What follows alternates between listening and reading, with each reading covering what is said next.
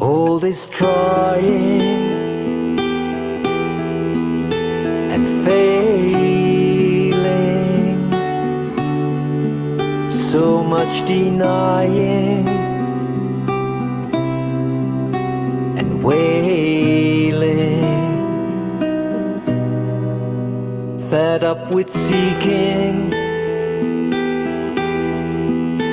and hiding, analyzing and dividing. It just takes a courageous warrior, a courageous warrior, a courageous warrior of the heart. All that hoping and waiting, never arriving, so frustrating,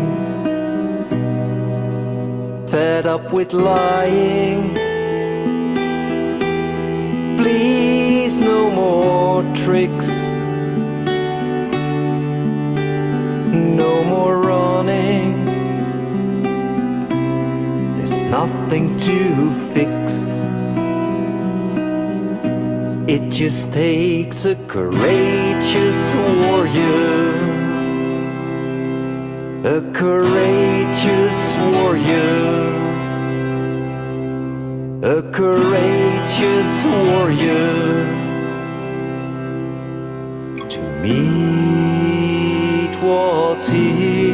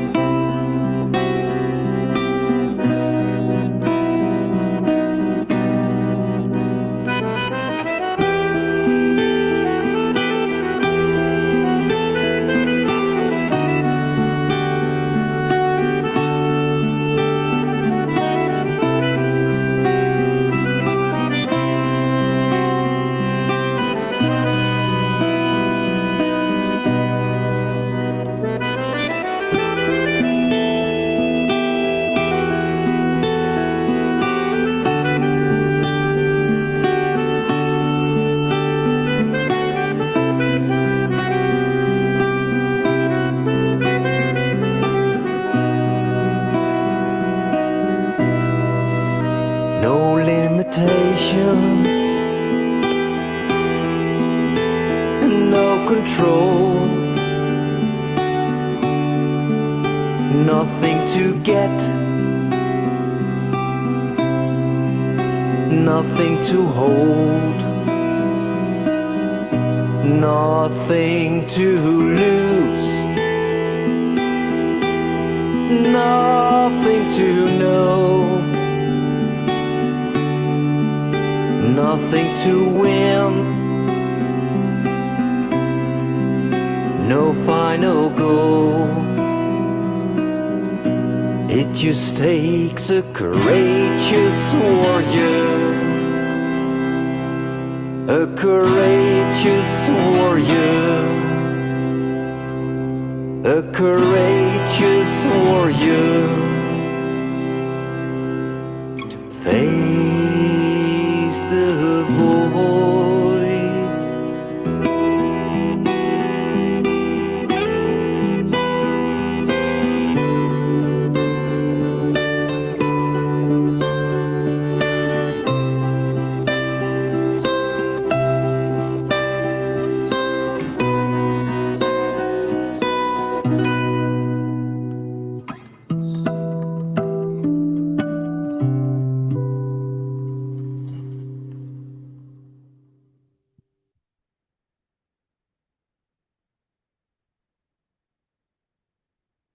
Hello, everyone, and welcome. Lovely to see you all. Welcome to those participating on the Zoom and also to those watching the live stream on YouTube or the recording of the live stream. If you want to participate in these open meetings, you need to join the Zoom, as I can't respond to questions on the YouTube live stream. Okay, so today's theme is what about all the suffering in the world? Right, so well, this is a big question, but before we get into that, we're going to just take a few moments to tune in to how we're feeling in this moment. So if we just get comfortable and we can close our eyes, can start by taking some deep breaths into the belly.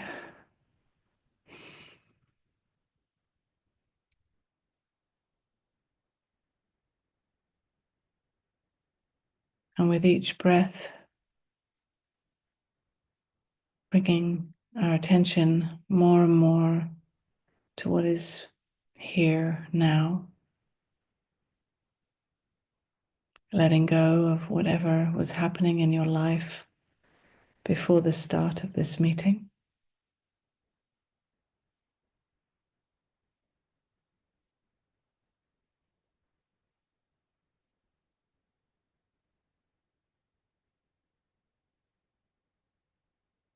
And then we can just take a couple of moments to just scan the body, to scan this human, noticing whatever is here, just the way it is.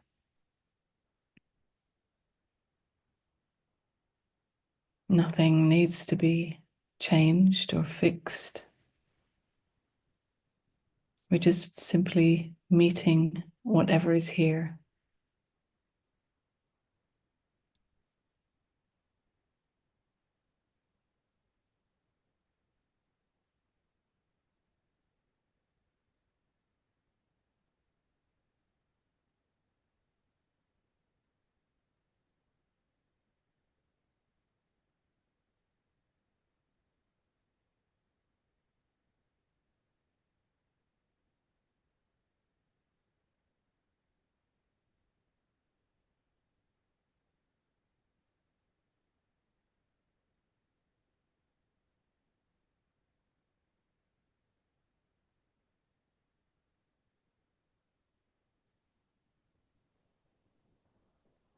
And if you notice that there are thoughts,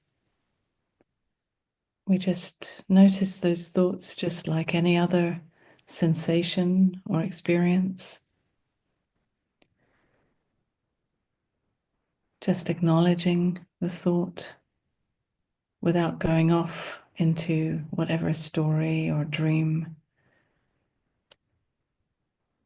And if that does happen, then when we realize this, we just gently bring our attention back to what is presently appearing. Simply because what is presently appearing is the reality, and everything else is just a dream.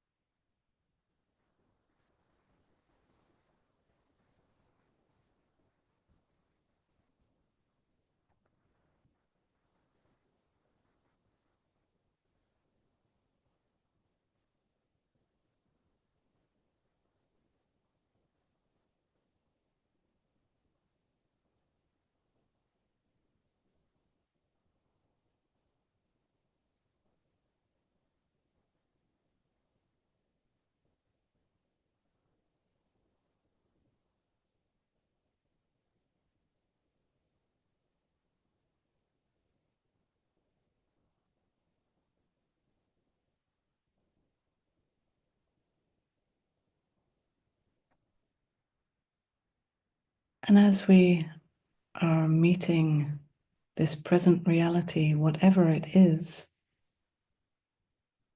we can start to notice how this question of suffering, how it touches us.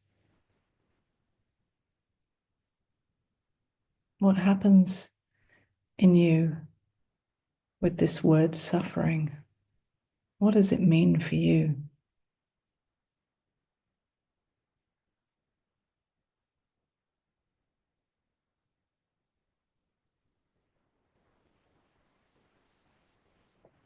And if you notice that there is a concept, an idea about what suffering is, bring your attention also to the body, noticing if there are any particular sensations that also go along with this concept or idea.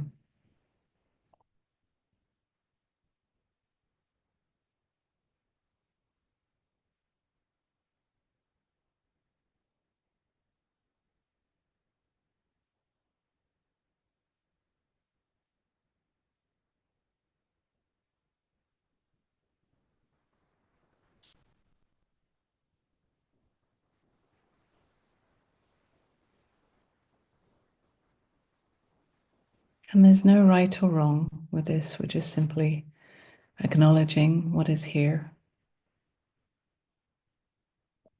becoming more aware, more conscious of all these details of our experience.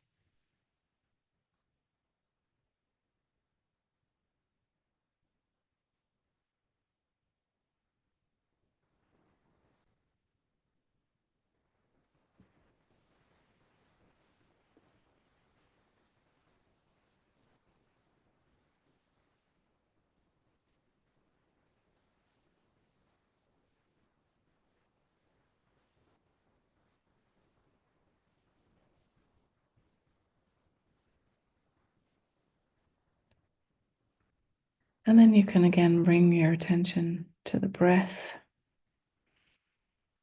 taking some deeper breaths into the belly.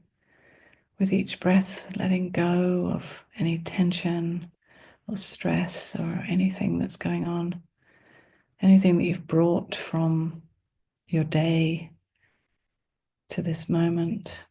Just let it all go right now.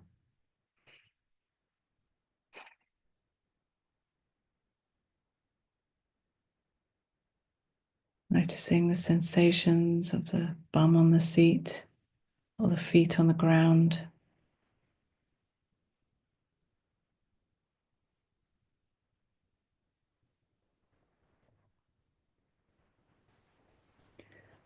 And then when you're ready, we can open our eyes.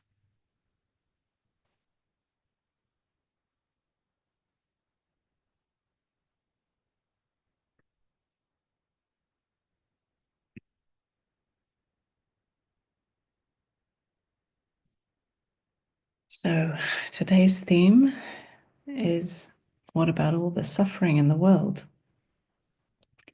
And it certainly does seem that there is a lot of suffering in the world, whether it is natural disasters, whether it is wars in various countries and places, or whether it is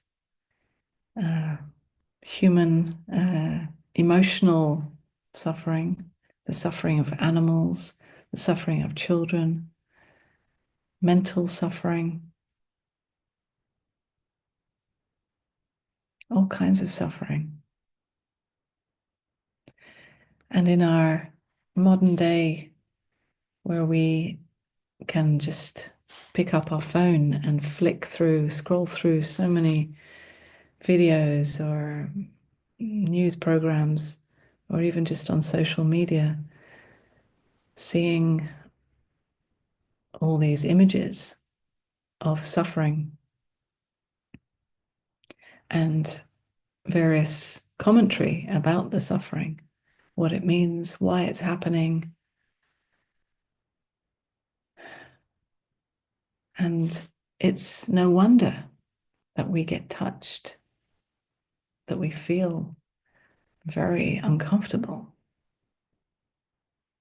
when we see it, when we feel it.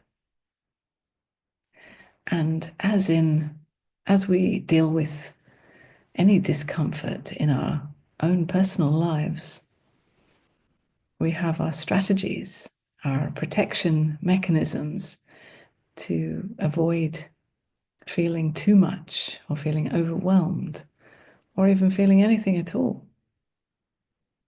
And those strategies can be some kind of disassociation. And it's easy to disassociate when it's all this information is so available. We just can keep scrolling through the next image and the next image. In a way, it's easy to just brush it off and say, well, it's not happening to me. It's not happening right here to my loved ones. And we can also flip to the opposite extreme. And it's just as much of a protection mechanism of making it mean so much to me. Adding a layer of drama and extra attention.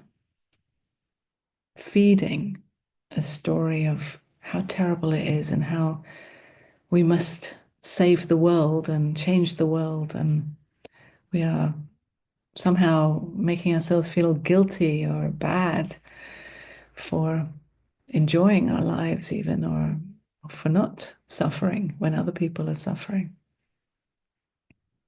And this is another way of not feeling, even though it seems to be the opposite. But when we feed the drama, the story of how terrible it is, or all this, the responsibility that we must all carry on our shoulders and the burden that we must live with, then instead of actually just feeling what is touched in you, we are going into this story so that we don't have to feel so much. So, we use all these different mechanisms to protect ourselves from the raw heartbreak of what we see or experience. And if we are to just meet it, whether it is right on our doorstep, whether it is people around us directly in our daily life, or whether it is on the news in some faraway country, and however it touches you, you might expect it to touch you in a great, strong way, and maybe it doesn't. Or you might not expect it to touch you very much, and then it really does. So it can surprise you. And there's no right or wrong. It's not that it has to touch you, but it also is something to explore if you don't feel anything. To just check in, what's really going on here? To be as honest as you can with yourself, with how you are responding, how you are meeting this suffering,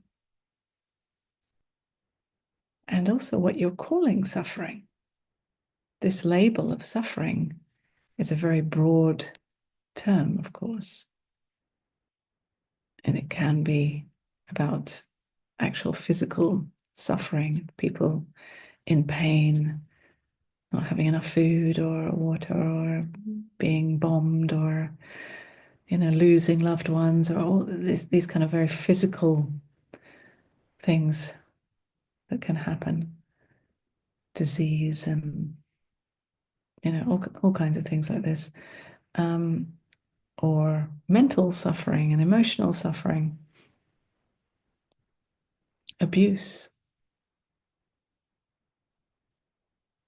But whatever it is, when we put this label of suffering on it, we may notice that there is a sneaky extra little label that might come in there with that label of suffering.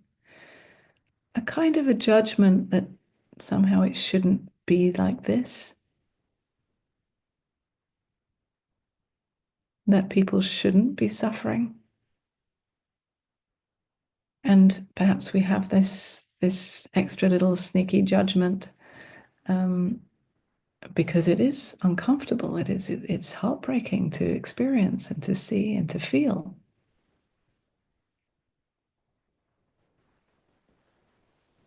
But who's to say that it shouldn't be happening? In fact, the very fact that it is happening means that it absolutely should be happening because it is happening. Who are we to know what should or shouldn't be happening? Or to point the finger at those that we apparently blame for suffering? Blaming someone else, of course, is another way of avoiding feeling the heartbreak of the suffering. So you can either blame yourself for not doing enough, for not saving the whole world, or you blame others.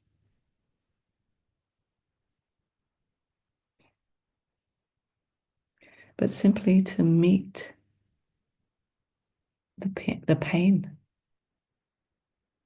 to let it in, right? We all know suffering, right? In various ways. Mostly, I'm assuming that most of us don't know really extreme suffering in terms of war and big natural disasters and this kind of thing, luckily.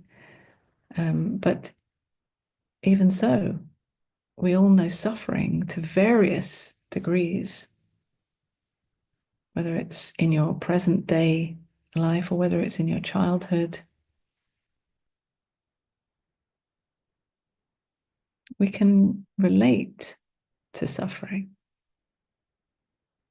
We know it. We feel it. And so when someone else is suffering, if we can really meet them in whatever they're experiencing, it's not about them, actually. It's about meeting ourselves. So then the question is, can we bear it? Well, the mind says perhaps, oh, it's too much for me. It's too overwhelming for me. I can't bear it. And this is, again, a protection mechanism. But actually, who you really are as life itself has no limits to how much it can bear. I'm not saying that it will be comfortable for this body, but you are not the one that says, I can't bear it.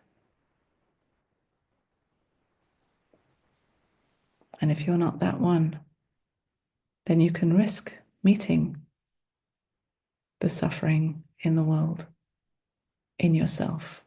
You can risk feeling it, letting it in, breathing into it.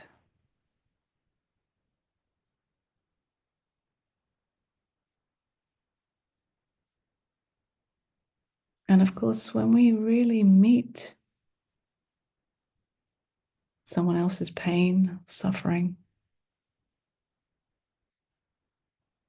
we really meet them in whatever is happening.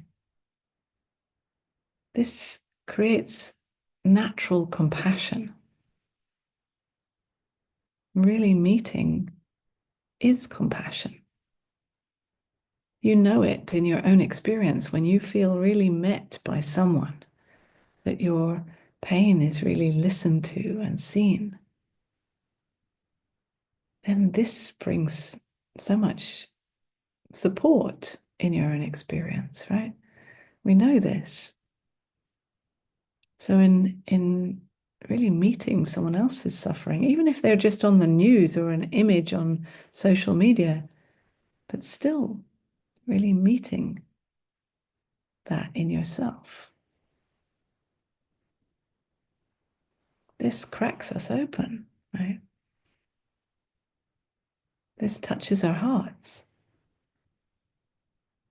And this makes us so available right now to hold the person suffering, the people suffering. And then we may be moved to take action. We may not be. But if we are moved to take any kind of action, it should come from this place, right, of really being touched, of really meeting what is here. Because so often we have all kinds of opinions about how we should help, or how the people to blame should do something different. And it's all very conceptual and detached from feeling, from meeting. Then how do we know that what kind of action would come from there is really coming from something real?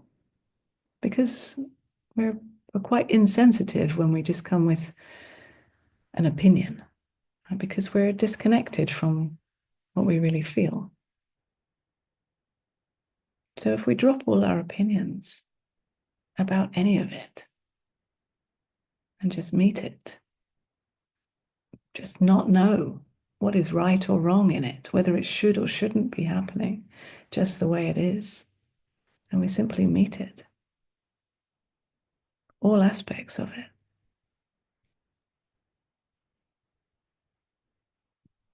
And breathe. Keep our feet on the ground.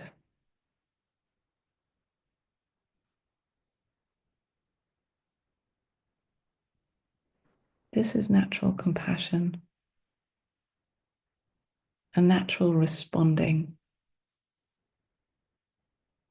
and a clarity that knows if there is a movement to take action, that knows exactly what kind of action is needed.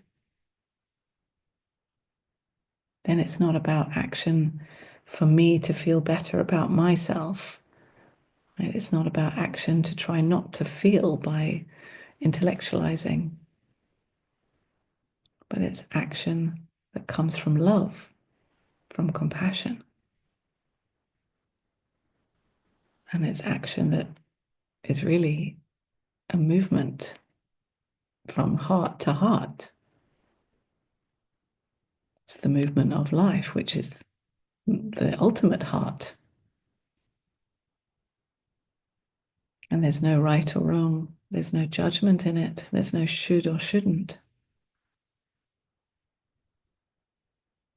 Life includes suffering, whether we like it or not, or whether we should think it should be here or not. And our jobs is to feel it, to experience it. That's what we're here for. Not just to experience the pleasure and the joy and the sweetness, but to experience the whole spectrum of life.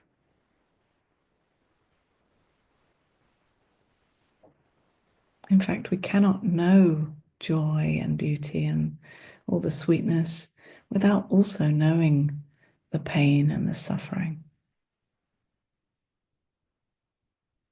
Without having our hearts cracked open, we cannot know love.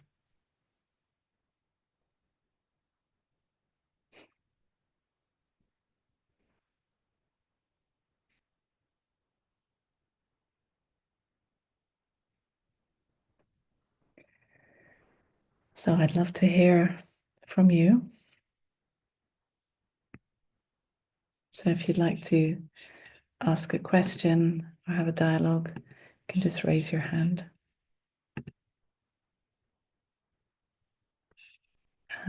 Vladimir.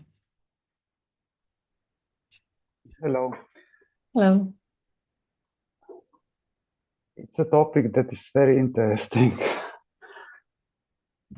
And for myself, I found out that I was paying so much attention on the suffering of others to avoid my own suffering. Mhm. And suffering can be a very good teacher. Yes, absolutely. We learn and grow so much from suffering, of course. So I can be grateful also for suffering. Yes, I know it doesn't feel like it, but it is a gift also. Before, I was thinking that to take action, we cannot just talk about things that happens.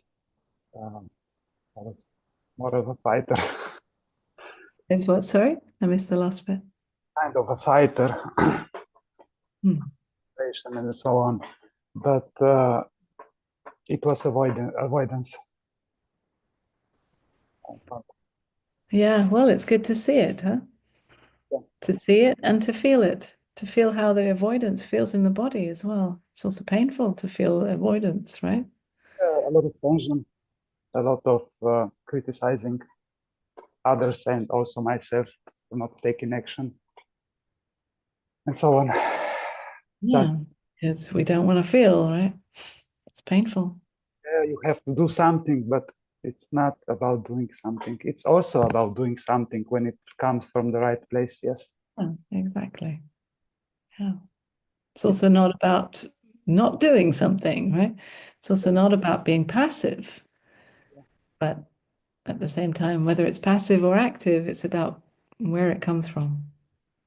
When the situation was that I had to take a stand, and everybody, there was a lot of pressure for the jobs, COVID and all the hoax about it. I was the person who said, I will never take it in front of everybody, but we almost lose the job. But others take courage from the one who stand out.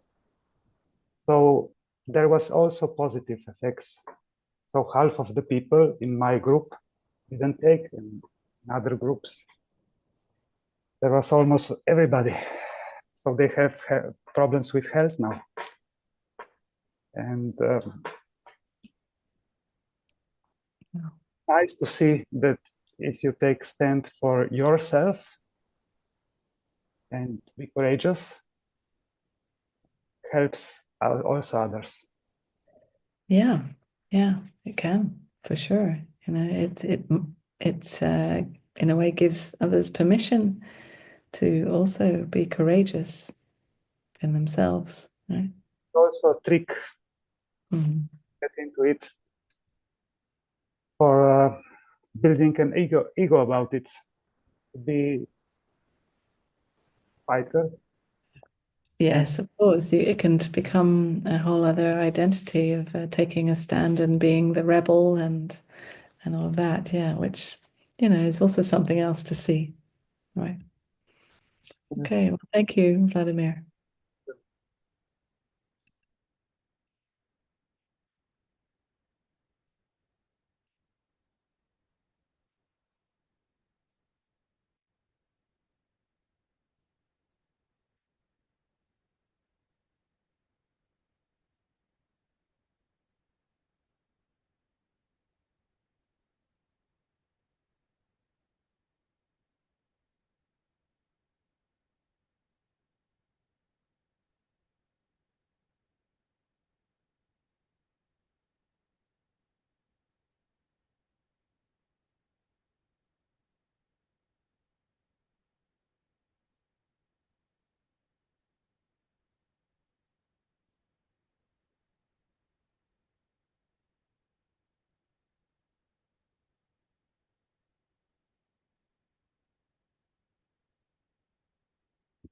Margot.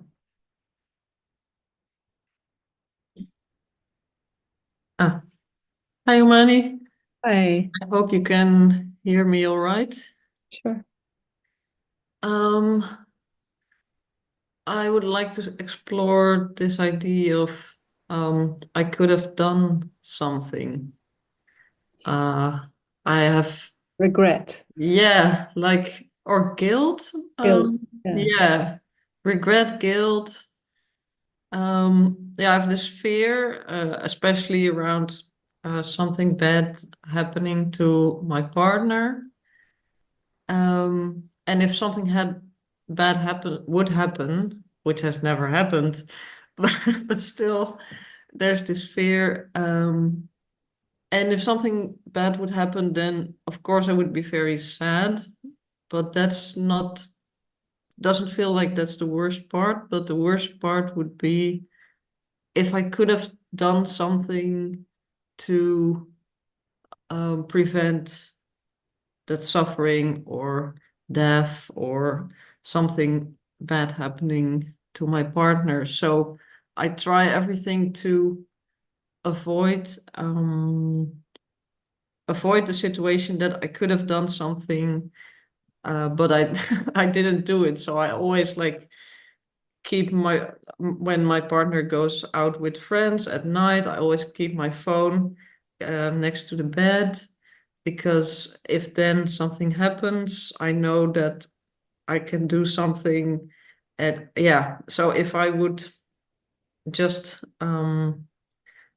if I would just let my partner go out at night with her friends and just trust that she will be safe and come home, and I would switch off my phone and put it in another room, I wouldn't not even be able to do that because I have such a fear of if something happens, then there would be this guilt of I could have done something. But Mm. yeah, I wonder what you think about this because on the other hand, yeah, there is no mm, if something happens, then it should happen, or there's no free will, or yeah, the universe unfolds kind of by itself. So I don't know if it's even true that I could have done So something. Yeah. when you have your phone, have your phone switched on, near your bed, are you how do you feel? Like are you like kind of ready in a ready kind of mode? Can you just relax and do whatever you're doing? So I usually try to sleep because my partner sometimes comes home quite late, like 2 or 3 or even 4 in the morning.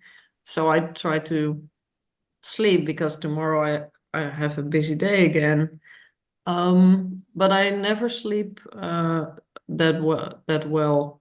So you're kind of in this like ready to, Yeah, I'm kind of in this ready yeah, mode.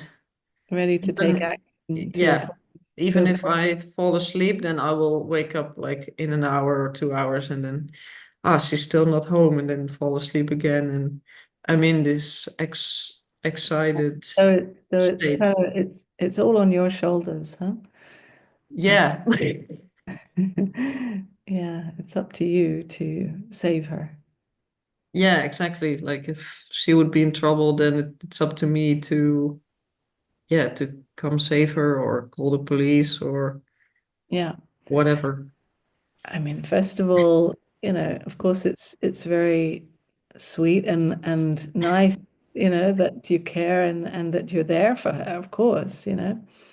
But yes, it sounds like a stress and a burden for you that um, that you carry.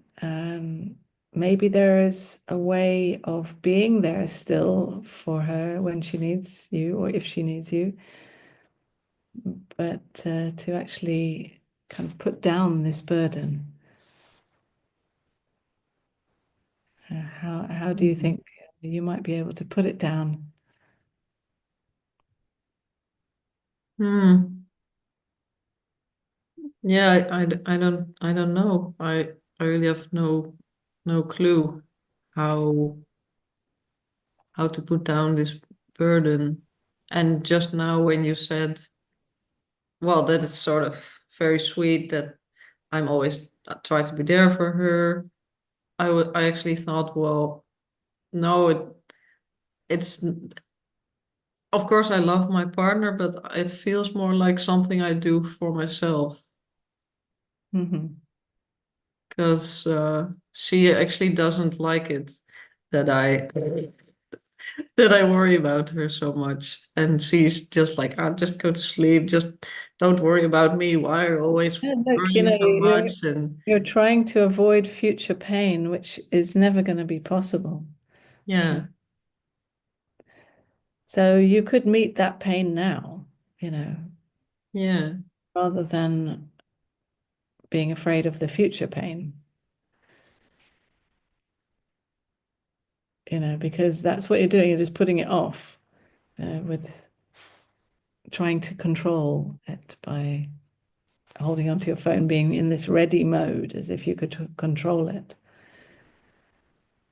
And what if you experiment with that by just meeting the pain, switching your phone off and meeting the fear of what could be.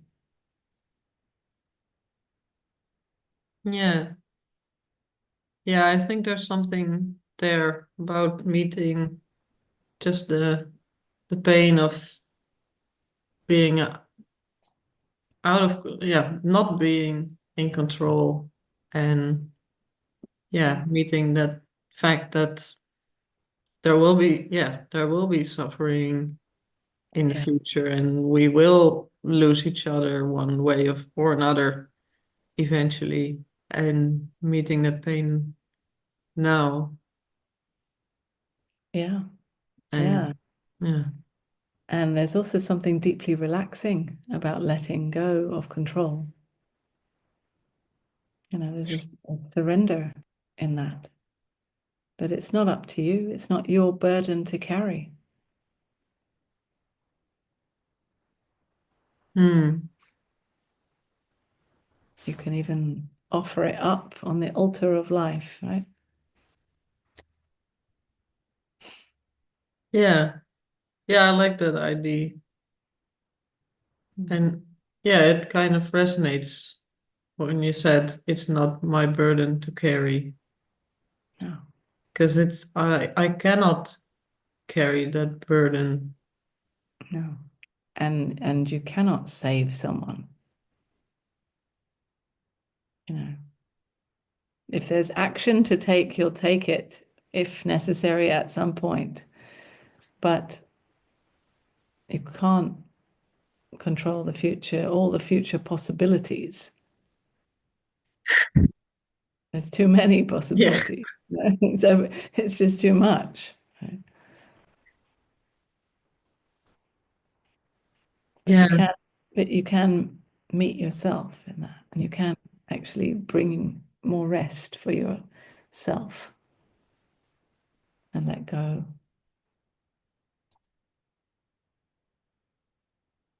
yeah.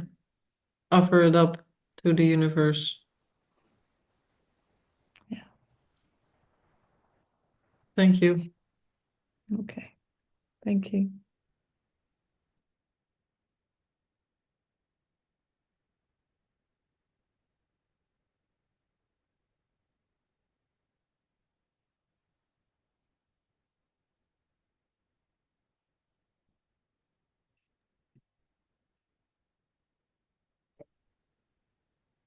Can I ask a question, Umami?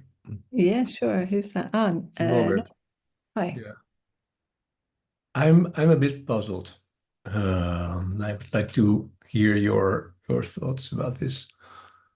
So I've experienced in my life that there was a lot of suffering, and I've experienced the how to say that, the liberation, I would call it, or connection with trying to accept that as much as possible, not fighting against it, just accepting what's there. has been quite an interesting journey in my life. And I'm puzzled because so it's a knowledge and an experience that staying with whatever is there is kind of a liberation or brings me back to presence or whatever you want to call it. Yet here I am in a body, and my body is designed to avoid pain. My psychology is designed to avoid suffering. My neurosystem is designed to avoid and to dissociate from everything that's called trauma. Even my soul knows that, for example, parents should not die before their should die before their children die. So stuff like that. So, and I'm just actually really wondering what is the knowledge? What's the inner knowing of that staying present with whatever is there is actually the best thing to do, or liberation, or if you want to, well, the best thing to do wouldn't be my words, but is kind of liberating, while everything in me seems to be designed to do the opposite, not suffering, not avoiding pain, etc., etc. And I can't figure out why those two don't seem to match. I would like you to elaborate a little bit on your thoughts on that question. Yeah, great question. Thank you for that. Yeah, it does seem paradoxical, huh?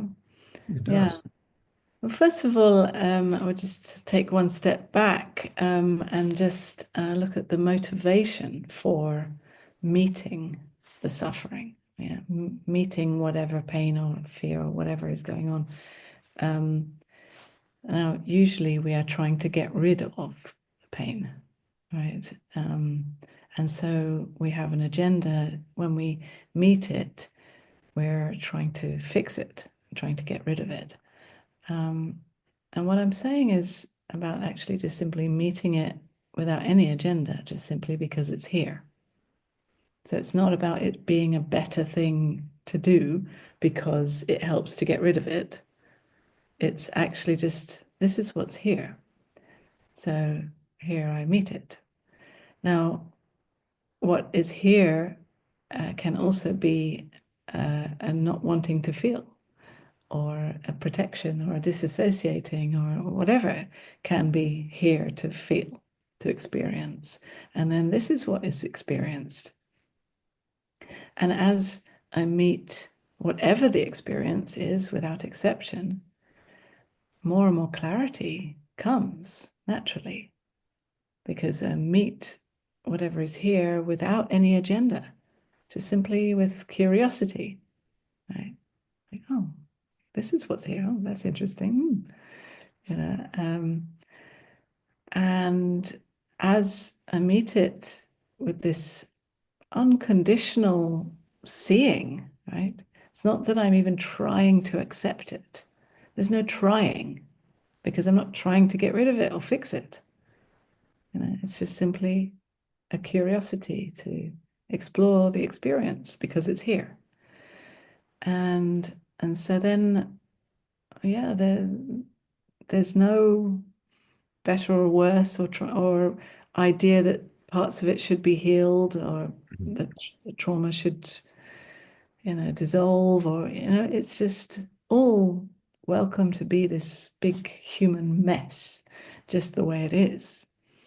And it's ever changing, and naturally there is a deepening that happens when we meet the experience without agenda.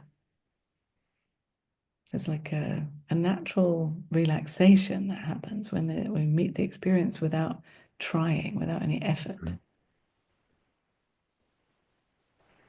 Yeah, so I think maybe that's answering your question, but kind of roundabout. Well, I mean, it's food for thought, and there's definitely, I know the agenda, of course, very much. And I also know trying to not have the agenda, which is also an agenda. But it still puzzles me that I can I can put myself in a state, at least I think I can, where I don't have this agenda, where I just surrender to whatever is there. And yet my body wants to not suffer, not have pain. And yet my psychology does not want to suffer.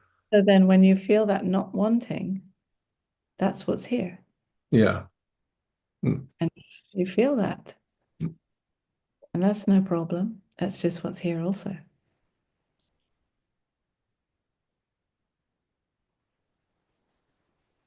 Yeah. In fact, it's part of the suffering, right? When Not we want to suffer is definitely part of the suffering. yeah, Yeah. right. Yeah. Even if we think about, if we break our leg or something and it's really painful in itself, but then there's this extra pain. There might be an extra pain of like, oh, I don't want to feel, oh, it's painful, and with all the tension around it, right? And it's that we can see, we meet all of it, all aspects of it. It's all fine to be here forever. We're not trying to fix any of it.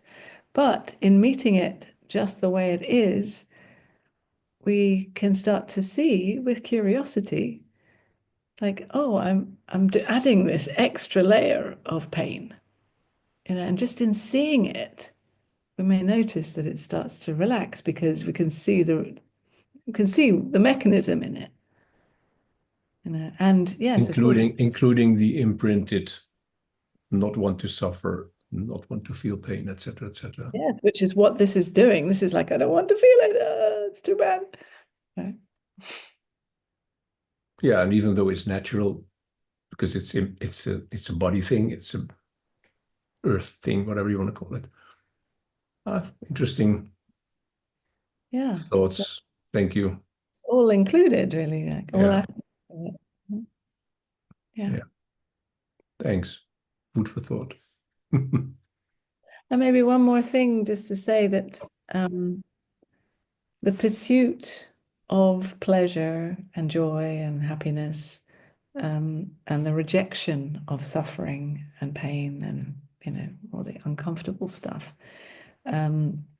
is what keeps us kind of in this running mode, right? Trying to avoid parts of our experience.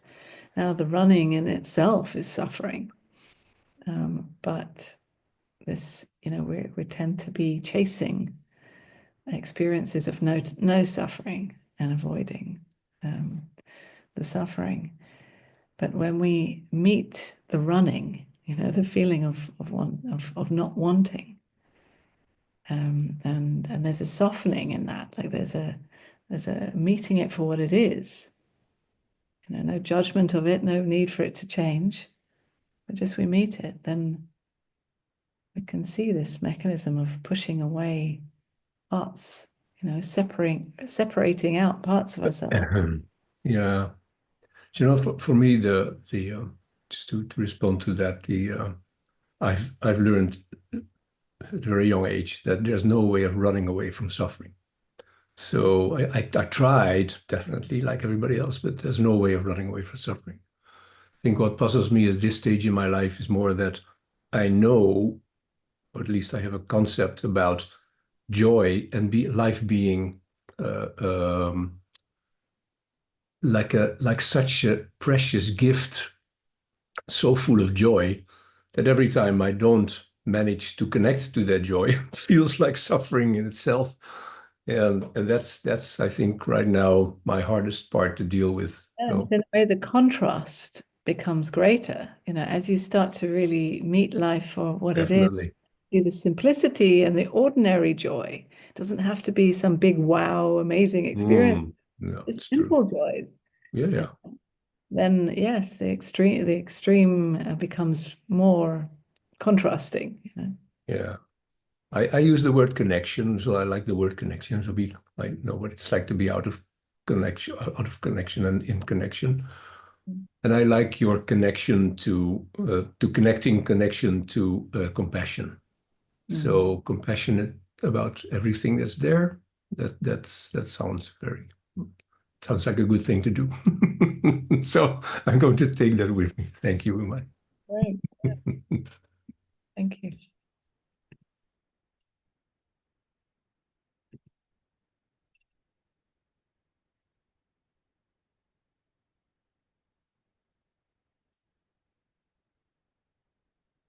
Christina.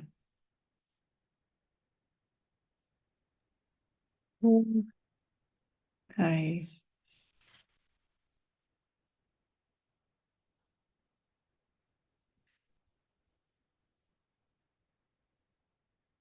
Christina, did you disappear? Yeah. You did. Where have you gone?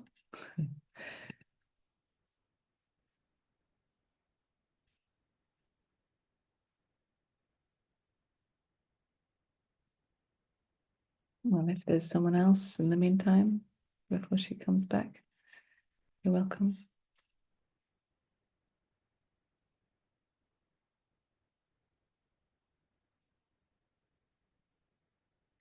Marit.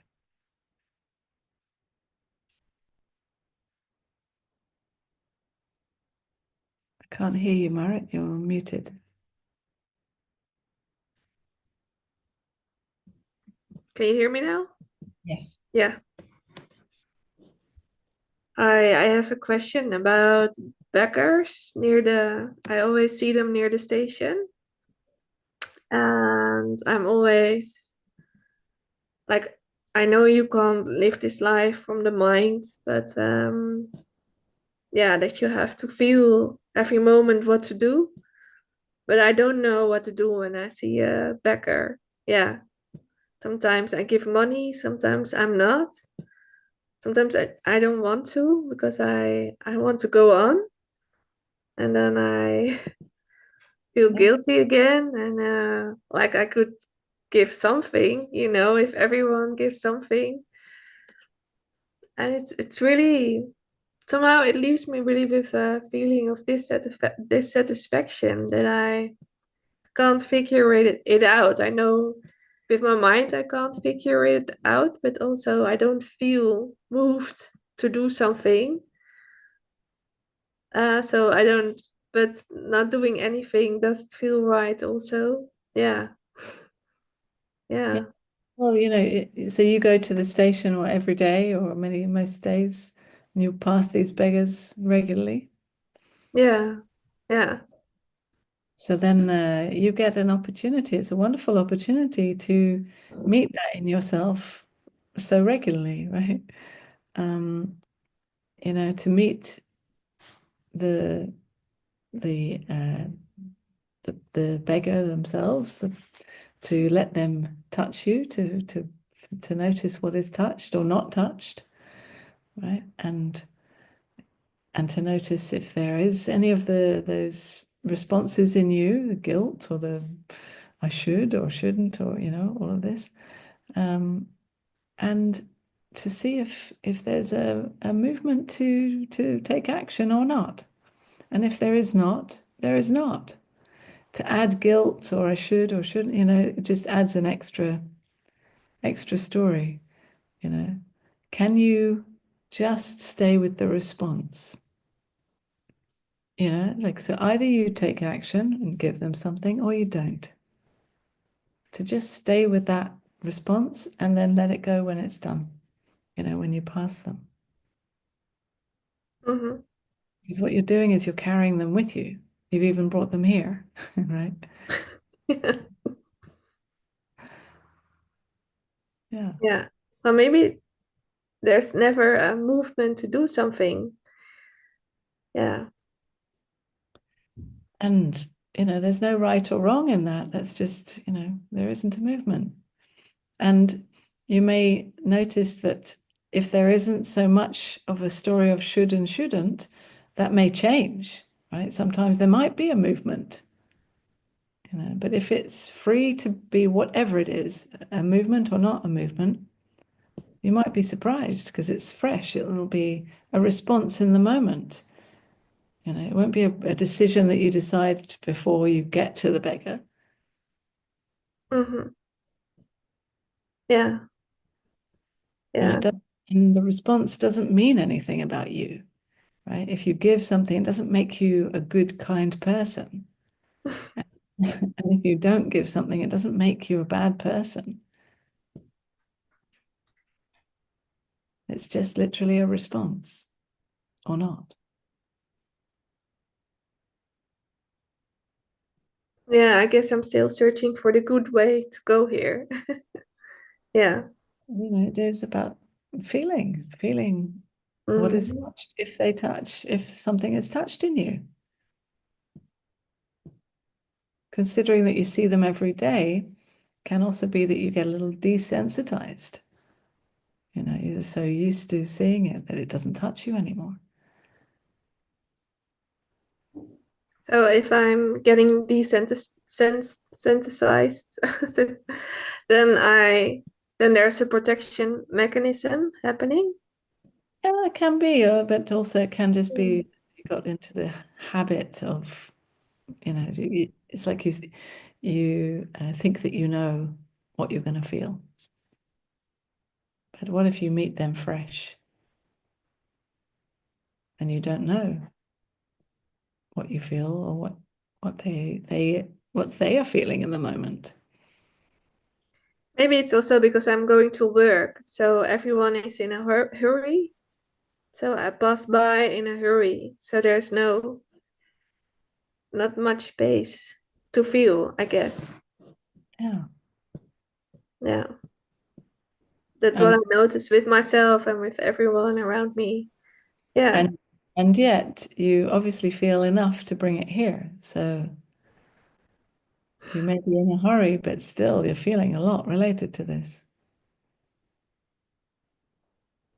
And what if you were to slow down for a moment as you pass them, Mhm.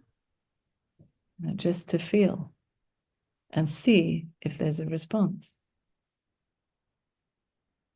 or Yeah. even meet to make a connection in the eyes with them.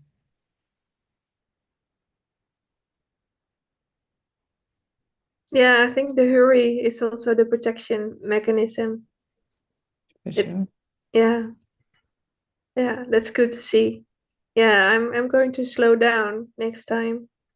Mm. Yeah. You might be surprised. Yeah. And Think- maybe even Mhm.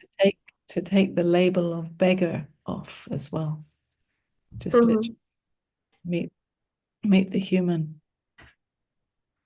just the way they are. Yeah. Okay. Yeah. Thanks. All right. Thank you.